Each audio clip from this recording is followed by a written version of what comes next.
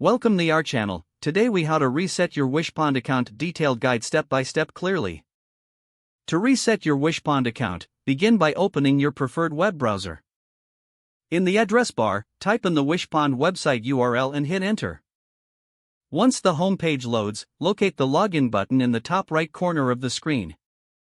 Click on the login button to proceed to the login page. On this page, look for the Forgot Your Password link underneath the login fields. Click on the Forgot Your Password link to initiate the reset process. You will be directed to a new page asking for the email associated with your account. Enter your email address in the provided field. After entering your email, click on the Send Reset Link button. Check your email inbox for a message from Wishpond. If you do not see the email in your inbox, remember to check your spam or junk folder. Once you find the email, open it and look for the password reset link. Click on the password reset link within the email. This will take you to a new page where you can create a new password. Enter a new password in the designated field. Make sure your new password meets any specified security requirements. Re-enter your new password in the confirmation field to ensure accuracy.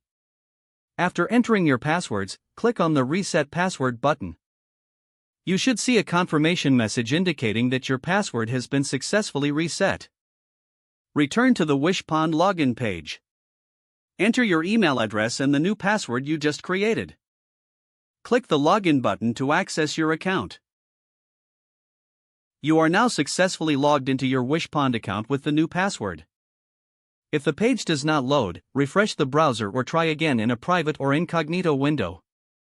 Make sure you are using the correct email address, then retype it carefully to avoid small typos. If your password is not accepted, use the reset option and create a new strong password you can remember. Check your spam folder for verification or security emails, then complete any requested confirmation steps. Enable two-factor authentication if available to improve account security and reduce unauthorized access risk.